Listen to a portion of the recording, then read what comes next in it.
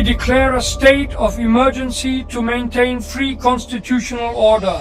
Through this emergency martial law, Hindi beneficial magtawag ng martial law.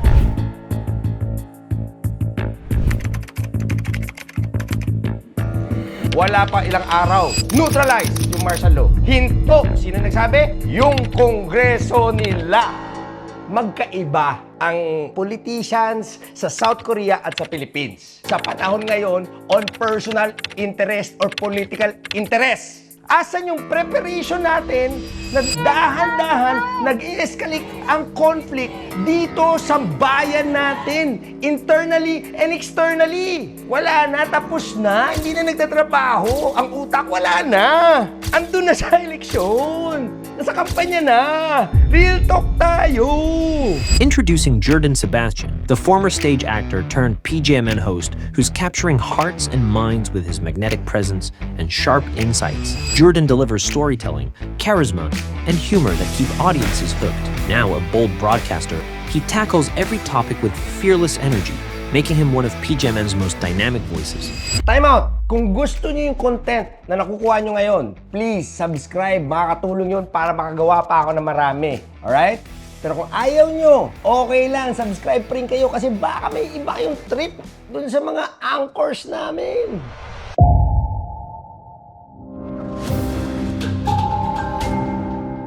Anong implication ng impeachment na nangyayari ngayon sa South Korea? Prosecutors must conduct a thorough investigation on Yoon Suk Yeol. At sa Pilipinas.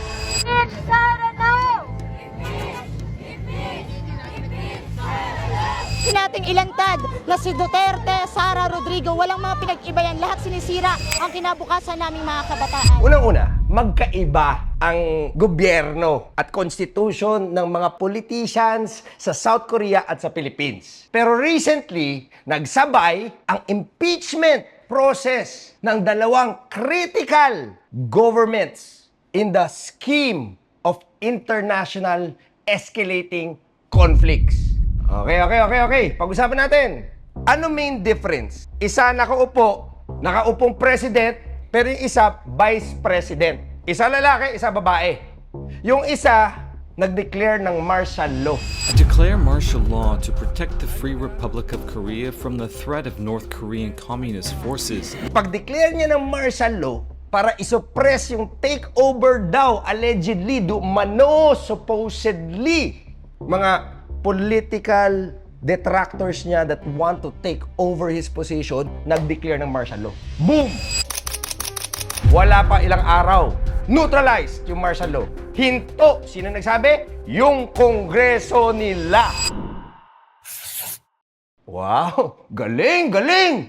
Palakpakan natin ang South Korea. Meron pa daw, dahil nga part of the martial law, kinontain yung Congress nila para hindi makakorum, para hindi makavote, para hindi ma-stop yung martial law. Pero nangyari, yung iba daw, congressman, bakod, allegedly, supposedly, para lang makaboto, may mga ganong drama. Natigil yung martial law at siya ngayon, ladies and gentlemen, as of press time, merong moves para impeach siya ngayon.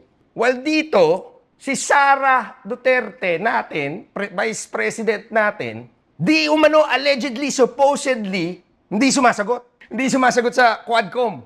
Ayaw maging rekta sa confidential funds kay Mary Grace Piatos. Allegedly, supposedly, conditional threat of death sa presidente niya at ng bayan. Dahil doon, napuno na si De Lima at saka yung Akbayan at saka yung Makabayan. Nag-file ng kaso. Ano mangyayari sa dalawa? At anong implication nito sa atin at sa global political economics? One, natutuwa ako na nag-declare ng martial law yung leader ng South Korea. At natutuwa ako right after may functioning silang Congress na hininto agad. Okay, whether tama o mali yun, natutuwa ako yung full display of democracy has manifested itself. Na syempre, yung mga leaders natin, magmamonitor yan. Ano kaya mangyayari sa Congress nila, tsaka sa mga citizenry, mga keyboard warriors, ano ba yung sinasabi ng news? if they collate it all, ang marirealize nila, hindi beneficial magtawag ng martial law. The proclamation of martial law is not a military takeover. Use this power to protect the Republic of the Philippines and our democracy. Sa panahon ngayon, on personal interest or political interest. Good yun para sa South Korea, good yun para sa atin, good yun sa lahat. Hindi ko tinasabi tama yun ha. Sabi lang good yun. Na merong ganong exercise, na merong ganong representation of the people. Eh dito naman sa Pilipinas, parang may kaguluhan daw sa EDSA. EDSA is our last resort. This is our last battleground.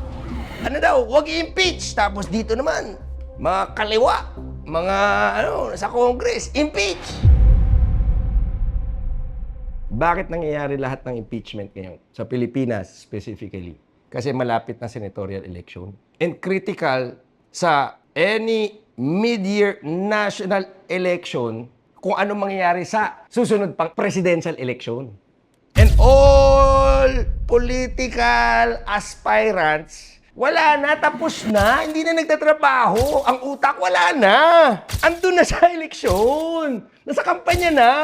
Real talk tayo. Eto naman tayo, uy, kasi ganito si ganyan, kasi ganito si ganyan. Tapos yung namin, ganito yan, ganito yan. Parang defend, away, na wala nag-a-account for, na time out. Asan yung services na magagaling? Asan yung infrastructural? Asan yung preparation natin na dahan-dahan nag-i-escalate ang conflict dito sa bayan natin, internally and externally? Sorry. Galit na naman ako. Ayoko na magalit eh.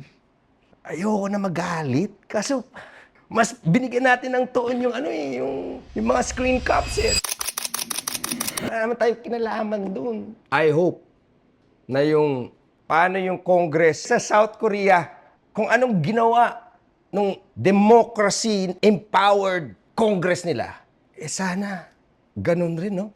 Yung maramdaman natin, makita natin sa mga representante natin, na kapag gipitan na, kapag critical, yung tao talaga, yung iisipin nila at didesisyonan nila. Yun lang po. Allegedly, di umano, supposedly. Salamat.